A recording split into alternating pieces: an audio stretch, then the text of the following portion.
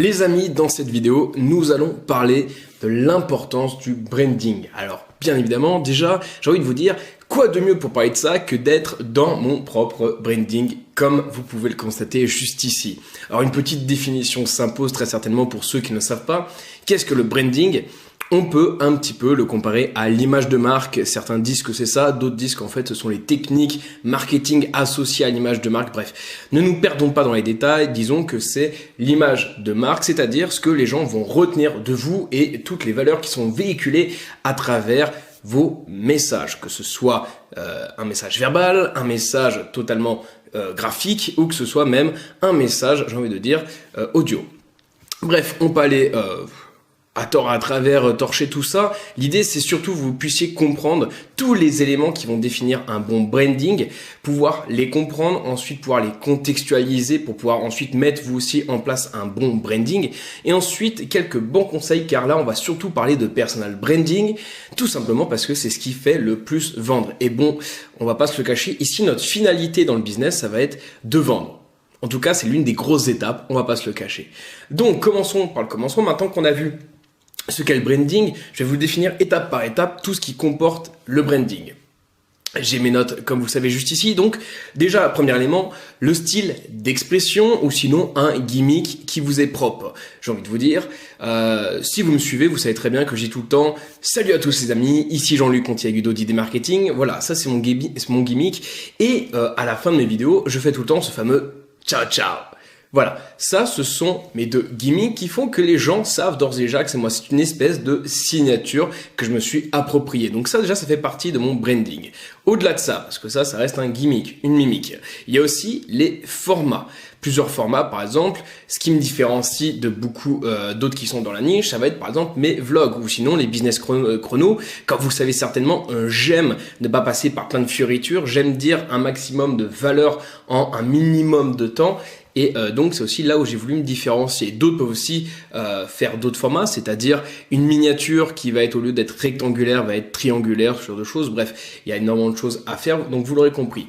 Donc, je répète, style d'expression, ensuite format. Maintenant, les valeurs. Donc, les valeurs qu'on va véhiculer. Ça, on pourra d'ailleurs un petit peu reprendre son casse pour pouvoir déterminer les valeurs qu'on va utiliser à travers les besoins donc qui en découlent, etc. Donc là, les valeurs. Je vais pas trop m'attarder sur cela. Le logo, il va de soi que le logo ainsi que les couleurs utilisées, que ce soit les couleurs dans vos images ou dans votre logo, ont une réelle importance pour votre branding. Ensuite, la charte graphique, l'identité visuelle. Effectivement, vous pourrez remarquer que beaucoup d'entre nous utilisons soit des codes couleurs spécifiques, soit des surexpositions, soit une certaine surexposition en termes de détails, ou sinon même ce qu'on appelle du tatouage numérique, du watermark. C'est-à-dire que vous le savez certainement sur mes vidéos, je crois que c'est sur ce côté-là, vous verrez à chaque fois il y a le fameux idée marketing, tac, en miniature. C'est un de mes gros éléments de branding. Ensuite, il y a aussi la musique, les éléments sonores, je vous l'avais dit. Sans oublier, donc les couleurs, j'ai déjà dit, le décor ainsi que les vêtements. Bon, j'ai envie de vous dire, regardez ici, si je vous fais ça. C'est ma pose. Voilà, ici, je veux dire, il y a une photo, on va dire assez connue plus ou moins, qui tourne où c'est exactement cette pose avec ce pull. Il y a cette montre, un peu, plus ou moins cette coupe, hein, je veux dire, je change pas des masses, et toujours ce branding. Tout ça, je veux dire, fait en sorte que les gens me reconnaissent, mais comme ça, tout autant que ce branding derrière, je n'ai même pas besoin d'y être, les gens vont savoir que c'est mon branding, c'est mon décor, ok? Donc, tout cela, bien assimilé, bien ajusté, vont faire en sorte que les gens vont comprendre qui vous êtes déjà, donc vont plus ou moins assimiler les valeurs que vous allez à transmettre ainsi que le message, et aussi surtout, il faut qu'en un claquement comme ça, bon voilà, en quelques temps, je vais y arriver, ils puissent vraiment identifier qui c'est. Voilà, donc je vais illustrer avec quelques exemples. Supposons notre très cher ami Alec Henry. Vous pourrez remarquer sur ces miniatures que déjà le fond est noir et blanc. Ensuite, il est tout le temps détouré et on peut aussi voir qu'il y a des contours blancs autour de lui ou les personnes qui l'accompagnent. Ensuite, pour terminer, il y a ce fameux code couleur vert qui l'aime tant, qui est tout le temps sur le côté, une surexposition de la couleur verte qui intervient. Cela lui permet d'avoir un branding qui lui est propre. C'est-à-dire, donc c'est un de ces éléments de branding, Mais du coup, là, on peut clairement identifier qui c'est. C'est-à-dire que maintenant, au moindre coup d'œil, vous saurez que c'est Alec Henry, sans même voir le message, ni même la tête, quoi que ce soit, un simple coup d'œil. Et maintenant, vous pouvez vous apercevoir que c'est lui. Donc, il faut vraiment que ce soit clairement identifiable. Ok ? Ça, c'est une bonne chose. Donc, ensuite, un deuxième exemple. On va utiliser mon exemple cette fois-ci. Et on va comprendre pourquoi le branding est très important, car il y a une énorme connotation de valeur perçue. Et ça, on va très clairement déplatérer tout ça parce que il y a de quoi dire et vous allez comprendre aussi la puissance de la valeur perçue. Ici, je vais vous expliquer mon branding et pourquoi. Qu'est-ce que ça augmente en tant que valeur perçue. Supposons, je m'enlève. Ce qui reste déjà, ici, on peut le voir, mon ordinateur, ok ? Un Mac. Donc, volontairement, c'est un Mac qui est posé et non pas un Windows, car la valeur perçue est plus grosse. On sait tous qu'un Mac, en termes de valeur, c'est quelque chose de très épuré. En plus, vraiment, il y a une réelle communauté derrière, etc. C'est assez cher, on va pas se le cacher. Bref, moi ici, le but, c'est de respecter mon branding qui est un aspect chaleureux, enthousiaste, tout en exposant tout de même un certain confort, etc. Donc là, on y est totalement déjà avec ça. Maintenant, derrière moi, vous pourrez constater juste ici un arbre. Un arbre avec des petites lumières, etc. installées dans le décor. Ensuite, vous pourrez aussi voir qu'il y avait justement tout le bois derrière. Tout ça a pour double effet. Déjà, premièrement, pourquoi cela ? C'est pour rappeler le côté chaleureux, le côté chalet et montagnard. Je vous l'ai dit, c'est dans mon branding, je suis comme ça, j'ai pas envie de jouer à un jeu, quoi que ce soit, et donc je voulais retransmettre vraiment tout ce message. Donc déjà, premier point. Ensuite, pourquoi aussi il y a cet arbre, donc un élément devant mon décor et en plus de ça avec des lumières, parce que ici, on peut le voir, j'ai un objectif qui me permet de faire ce qu'on appelle de la profondeur de champ. C'est-à-dire, je suis au premier plan. Ici, c'est clairement le second plan et en plus de ça, il est flouté. Ça, c'est la profondeur de champ. Donc, cet effet permet déjà de professionnaliser très clairement l'image, ça vous met également en valeur et en plus de ça, ça agrandit également la pièce en sachant que là, cette pièce où je suis doit faire dans les 15 mètres carrés. Donc, en fait, c'est pas quelque chose de bien grand. Donc, ça permet de différencier tout ça, de professionnaliser l'image et de donner ce côté chaleureux. Maintenant, au-delà de ça, on pourra aussi voir typiquement. J'ai une montre, ça c'est de l'inconscient, mais typiquement ça montre aussi un certain pouvoir d'achat. Tout bêtement. Là, derrière, maintenant, je vous remets juste ici. Là, vous pouvez apercevoir une télé. Cette télé n'est pas là pour rien. Déjà, c'est une grosse télé. Donc là aussi, ça rappelle le fait qu'il y a un pouvoir d'achat derrière. Et tout ça est totalement inconscient, hein, dans le sens où moi, mon objectif, c'est pas de dire, regardez, je suis pété de thunes, quoi que ce soit. Peu importe, on s'en fiche. Là, l'idée, c'est que les gens puissent comprendre le message, bien l'analyser et en plus pouvoir l'adapter et faire en sorte aussi qu'ils s'assimilent clairement ce message et qu'ils trouvent une espèce de correspondance avec ce qu'ils veulent. Cette télé-là, au-delà d'augmenter la valeur perçue, permet aussi, et vous pouvez le remarquer, hein, je veux dire, quand je suis comme ça, permet un reflet donc vers la grande baie vitrée qui est juste en face de moi. Ce qui donc est synonyme dans le marketing inconscient d'une personne que là, c'est un espace extrêmement ouvert. Ensuite, il y a aussi, dans mes vidéos, une surexposition de lumière à chaque fois ici, qui est mis ensuite post-montage. Ici, permet de faire croire aux gens justement deux choses. Déjà, la lumière jaune rappelle justement la joie et la richesse. Donc, inconsciemment, ça va amener les gens à penser cela. Au-delà de ça, un appel de lumière ici, un amas de lumière, va donc donner l'aspect qu'il y a une ouverture. Au lieu que non, ici c'est un mur, totalement un mur, il y a juste un montage derrière la vidéo. Mais cette lumière ici, là, permet justement de faire croire et que donc tout ici c'est une énorme baie vitrée et que je suis dans un chalet. Au lieu qu'en fin de compte, sachez-le, ici c'est mon local professionnel. Alors je l'ai aménagé de façon cosy parce que déjà mon branding c'est quelque chose qui me tenait à cœur, de pouvoir vraiment transmettre ce que je voulais et ce qui me représentait. Mais là, juste ici, il y a une cuisine. Voilà, derrière il y a plusieurs bureaux, etc. Je veux dire, je l'ai ajusté un petit peu comme un espèce d'appartement, mais pourtant les gens sont persuadés quand ils viennent dans le local pro qu'en fin de compte c'est un énorme chalet. Et non, ça fait partie d'un appartement dans un énorme immeuble. Donc vous voyez, toute l'importance d'un branding, tout ça m'a permis de faire croire tout cela aux gens. Et j'ai jamais eu à dire quoi que ce soit. Et c'est ça qui est génial. Ok ? Donc là, c'était très clairement un exemple. Donc, On a compris que pour ça augmentait la valeur perçue, et que la valeur perçue est très très importante pour vendre. Et donc, je vais vous parler maintenant, au-delà du simple branding, du personal branding, ok? Donc là, c'est plus votre marque, mais vraiment vous. Donc, ce qu'il faut bien comprendre, c'est que le personal branding, vous n'avez pas forcément besoin de vous montrer, ok? Vous n'avez pas forcément envie de faire des vidéos.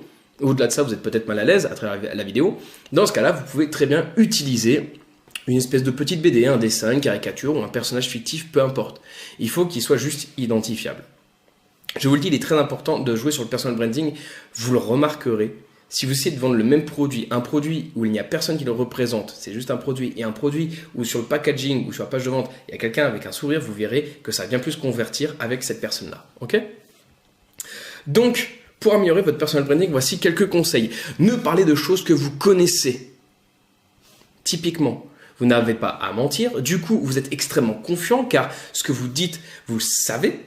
Et au-delà de ça, il faut aussi l'avouer, il faut parler avec passion. Évitez les choses monotones. Évitez d'être ennuyant. Il faut être interactif au maximum. Il faut attrayer la communauté et faire en sorte qu'elle reste. Ça s'appelle le taux de rétention. C'est très bien que quelqu'un vienne vous voir, mais c'est encore bien mieux s'il reste toute la vidéo et qu'il comprend bien votre message. Ok ? Donc le fait d'être enthousiaste, de parler avec passion, c'est quelque chose qui se ressent. Je veux dire, vous voyez bien, moi, le marketing en ligne, au-delà d'être mon métier, c'est aussi quelque chose que j'aime réellement. C'est réellement une passion. Donc ça, c'est réellement à prendre en compte. Ensuite, l'esprit de leader charismatique viendra naturellement avec cela. Je tiens à vous le dire. C'est un aspect à prendre en compte. Il faut être leader, ok ? Un leader charismatique et les gens doivent s'identifier à vous. Si vous êtes confiant et que vous parlez avec passion, vous aurez tout. Maintenant, rappelez-vous à quel point vous êtes extraordinaire. Car oui, nous sommes tous formidables, nous sommes tous extraordinaires. Et vous pourrez même remarquer, et c'est ça qui est ballot, que généralement, plus on est extraordinaire, et moins on arrive à le considérer.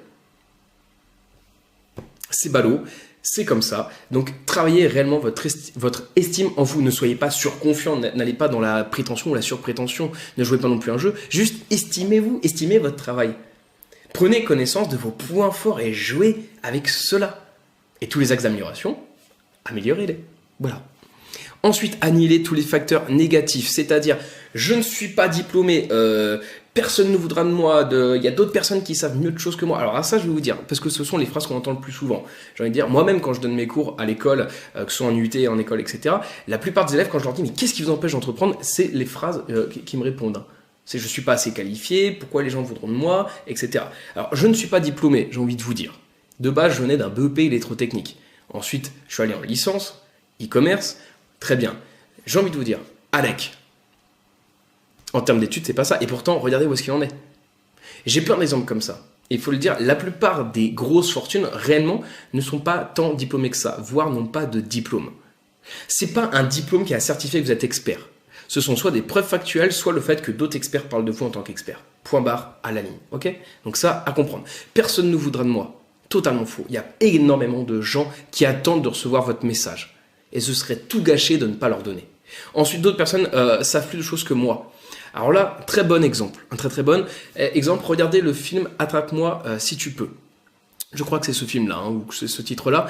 Bref, je ne suis pas très film. Mais très bonne leçon à tirer de ce livre. Vous savez laquelle c'est ? C'est que le gars, il a réussi à exercer je ne sais combien de métiers différents. Tout le monde y a cru. Et pourtant, il n'avait aucune expertise.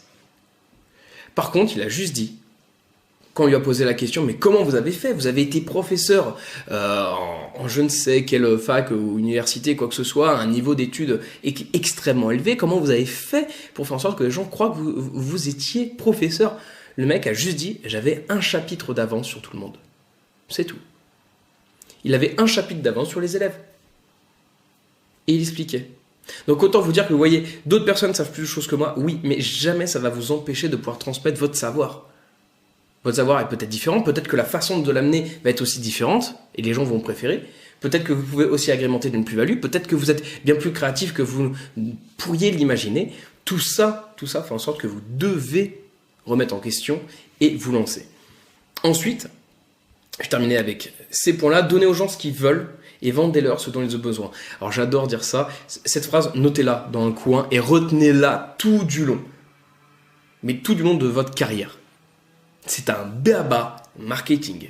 Je répète, donnez aux gens ce qu'ils veulent, vendez-leur ce dont ils ont besoin. C'est-à-dire, vous devez vivre la vie que vos prospects veulent. Et au-delà de ça, dites-vous bien qu'en fait, s'ils vous suivent, c'est parce qu'en fait, ils n'ont pas encore la vie que vous avez, mais qu'ils désirent. C'est très souvent ça. C'est-à-dire, vous verrez, mais si vous filmez dans un vlog, je sais pas, vos vidéos dans un petit appart lugubre, et ben, en donnant le même contenu, en étant tout aussi chaleureux, etc., vous vendrez bien plus que avec une vidéo où vous pourrez faire exactement la même chose, mais dans un hôtel 5 étoiles. Valeur perçue une nouvelle fois. Ok ? C'est tout court, mais il est très dur d'accréditer un réel sérieux à un mec qui va vous apprendre comment avoir les abdos en sachant que c'est quelqu'un qui est en obésité. Encore une fois. Donc pour être légitime, il faut montrer la vie que veulent les gens. Tout bêtement. Prenons l'exemple de notre partenaire Théophile Hélier. Lui-même l'a avoué le jour où il a acheté une villa, enfin il a loué sa villa, et qui s'est montré dans cette villa, il a passé un cap en termes de vente. Il n'a rien changé, mis à part qu'il était dans cette villa. Tout bêtement. Et ouais. Donc vous voyez bien, donnez aux gens ce qu'ils veulent. Donc, supposons, je sais que j'en ai déjà parlé, mais ils veulent vivre votre vie, vous leur faites voir votre vie comme elle est exceptionnelle, et ensuite vendez-leur ce dont ils ont besoin, c'est tous les process à mettre en place pour atteindre tout cela, ok ? Et ensuite, je vais terminer avec ce dernier point, souciez-vous de votre audience, chouchoutez-la, mais vraiment, prenez soin d'elle, ça va énormément améliorer justement l'image qu'ont les gens envers vous, tout bêtement, et ce qui va faire que ça va améliorer votre branding. Alors, je vous ai dit, il y a énormément de choses, hein. Tout ça, ça va mettre en place. Donc, je vous répète tous les éléments. Votre style d'expression, vos gimmicks éventuels, vos formats, vos valeurs, votre logo, votre charte graphique, vos identités visuelles, votre musique. Et oui, vous le savez, moi, par exemple, j'ai une musique qui m'est propre hein, dans tous mes vlogs, etc. Avec un petit riff de guitare, très symbolique et symptomatique justement d'idées marketing, les couleurs, un décor, des vêtements, bref. Tout ça et tout ce que je vous ai dit, faut en sorte d'avoir un branding d'exception si vous arrivez vraiment à bien mettre tout ça en place. Et n'oubliez pas la notion de valeur perçue qui est à travers le branding. Et ben voilà, on a fait le tour pour ce chapitre.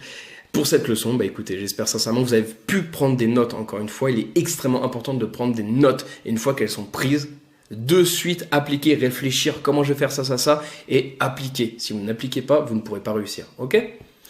En attendant, je vous dis encore une fois merci d'avoir regardé toute cette vidéo et à tout de suite dans la prochaine. Ciao, ciao!